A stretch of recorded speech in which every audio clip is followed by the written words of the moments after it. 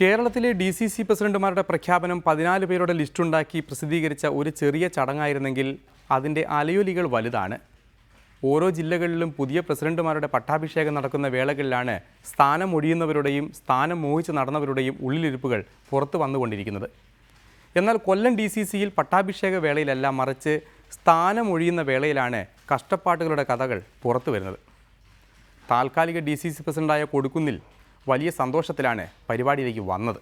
ഇനി ഓരോന്ന് പിടിപ്പിച്ചിട്ടാവല്ലേ? അതെ. അയ്യോ പക്ഷെ ഞങ്ങൾക്കൊന്നും പതിവില്ല. അങ്ങനെ പറയാൻ പറ്റൂല. ആണുങ്ങൾ തമ്മിൽ കൈ കോർക്കുമ്പോ ഓരോന്ന് പിടിപ്പിക്കണം. അതും ഇതുപോലത്തെ സ്പെഷ്യൽ വെട്ടിരുമ്പ്. ഇതിലൊക്കെ അല്ലേ ഓരോരുത്തരുടെ കരുത്ത് വെളിവാവണത്.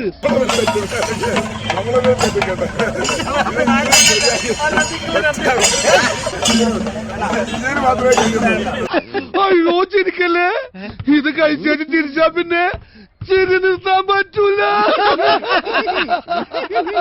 ബസ് സ്റ്റോപ്പിൽ നിന്ന ബസ് വരും, എന്നാ ഫുൾ സ്റ്റോപ്പിൽ നിന്ന് ഫുള്ള് വരുമോ? പോട്ടെ, ഒരു പൈന്റെങ്കിലും വരുമോ? എന്താ ഇവിടെ അത്ര ചിരിക്കാൻ?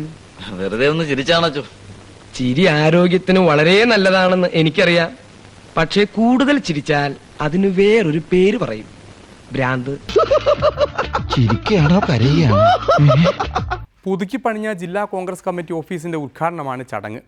KPCC പ്രസിഡന്റ് അടക്കം ഒരു ലോഡ് നേതാക്കൾ പങ്കെടുക്കുന്നുണ്ട് പരിപാടിയിൽ. അപ്പോൾ കഥകളുടെ ചുരുളഴിക്കാം.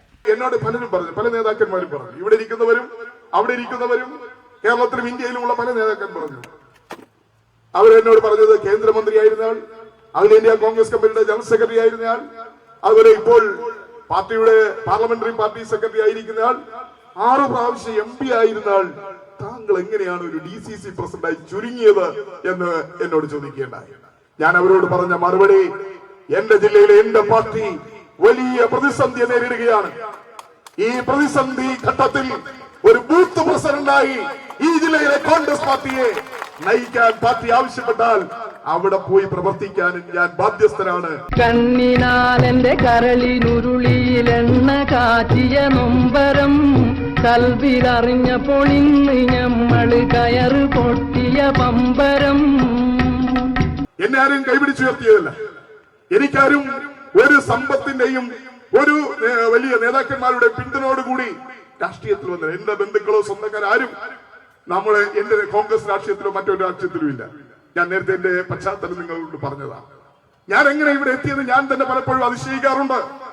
ഞാൻ ഇന്ന് കോൺഗ്രസ് പാർട്ടിയുടെ പാർലമെന്ററി പാർട്ടി സെക്രട്ടറിയാണ്. കോൺഗ്രസ് വർക്കിംഗ് കമ്മിറ്റി കൂടിയാൽ എക്സ്റ്റൻഡഡ് വർക്കിംഗ് കമ്മിറ്റിയിൽ പ്രദേശ് കോൺഗ്രസ് കമ്മിറ്റി പ്രസിഡന്റും പിന്നെ പാർലമെന്ററി പാർട്ടി ഭാരവാഹികളുമാണ് ആ വർക്കിംഗ് കമ്മിറ്റിയോടൊപ്പം പങ്കെടുക്കുക. അത്രയ്ക്ക് പാർട്ടിയുടെ ഉയർന്ന തലത്തിൽ നിൽക്കുന്ന ഒരാളാണ് എന്നെനിക്ക് നന്നായിട്ടുണ്ട്. ചേറിൽ നിന്ന് വളർന്ന് പൊന്തിയ കൂറി നിന്നുടെ കൈയിനാൽ നീ ചോറ് വെച്ചത് തിന്നുവാൻ കൊതിയേറെയുണ്ടെന്നെങ്കിലായി. ഈ അടുത്ത കാലത്ത് പാർട്ടി പ്രസിഡന്റ് സോണിയാജിയുടെ ജന്മദിന ആഘോഷം നടന്നപ്പോൾ ഡൽഹിയിലെ ജന്മദിനാഘോഷം നടന്നപ്പോൾ അവിടെ വർക്കിംഗ് കമ്മിറ്റികളോടൊപ്പം അംഗങ്ങളോടൊപ്പം പങ്കെടുത്ത ഒരാളാണ് ഞാൻ.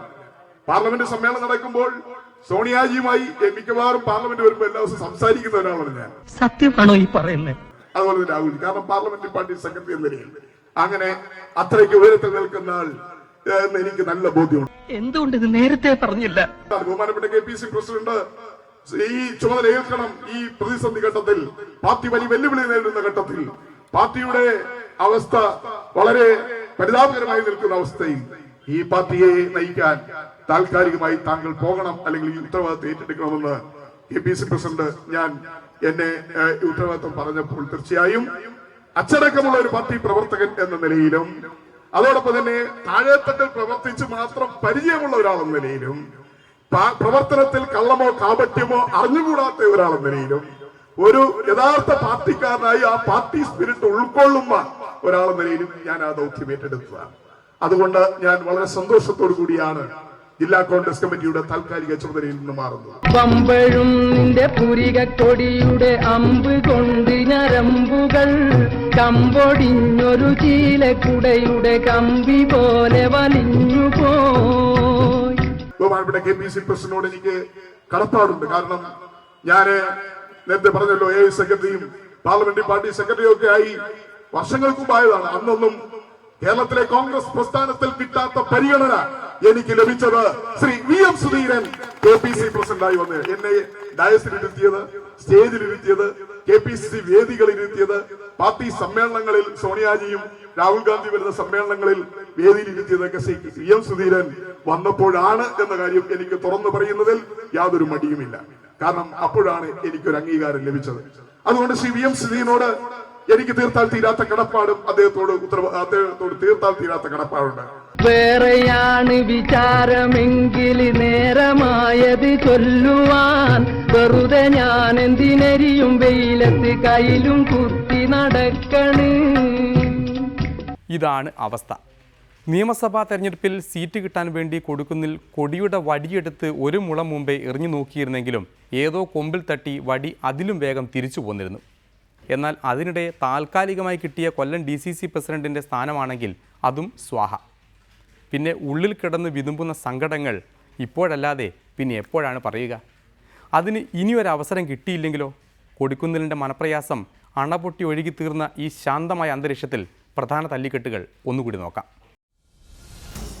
മുരളീധരൻ്റെ അവധിക്ക് വെച്ച കേസ് മണിയാശാൻ നേരത്തെ എടുത്തു. മുരളീധരൻ എന്നെപ്പറ്റി പറയാനുള്ള അറിവൊന്നും അയക്കില്ല. ഞാൻ പടിപടിയായി ഉയർന്നു വന്നിരിക്കുകയാണ്. നാട് മുടിയുന്നതിന്റെ ഏറ്റവും വലിയ ഉദാഹരണമാണ്. ഇപ്പൊ മുരളീധരന്റെ രാഷ്ട്രീയ രംഗത്തെ വളർച്ച പടവലങ്ങിയ പോലെ. കേരള ജനതയെ വൈദ്യുതി കൊണ്ട് വീർപ്പ് മുട്ടിക്കുമെന്ന് ആശാൻ. ഇനി വൈദ്യുതി എവിടെ നിന്ന് കിട്ടുന്നതാണ്, എവിടെ നിന്ന് കിട്ടും. ഞാൻ നല്ല ആത്മവിശ്വാസത്തിലുണ്ട്.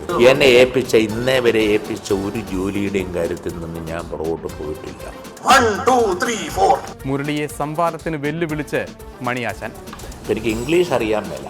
പണ്ടാരാണ്ട് പറഞ്ഞില്ലേ, പൂച്ച കറുത്തതോ വെളുത്തതോ എന്നൊന്നും നോക്കണ്ട, ഇംഗ്ലീഷ് അറിയാൻ മേലും കാര്യങ്ങൾ എങ്ങനെ ചെയ്യുന്നു എന്ന് മുരളീധരൻ്റെ പാർട്ടിക്കാരും കൂടി ഒന്ന് നോക്കിയാൽ മതി. ഒരു ഇടവേളയ്ക്ക് ശേഷം ഡെമോക്രസി സന്ദർശിച്ച് K സുധാകരൻ. പരത്തി പറയാൻ ഒരുപാടുണ്ടെങ്കിലും ഞാൻ പരത്തുന്നില്ല. കോൺഗ്രസിന്റെ പാത തുടർന്നില്ലെങ്കിൽ മോദി വിവരമറിയുമെന്നും കണ്ണൂർ സിംഹം. മോഡി RSSലൂടെ വന്നതാണ്, വാജ്പേയി ജനസംഘത്തിലൂടെ വന്നതാണ്.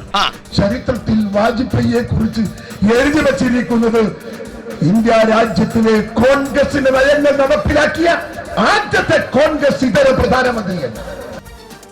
സങ്കടക്കടലിൽ കിടന്ന് കൊടിക്കുന്നിലിന്റെ പൊട്ടിച്ചിരി.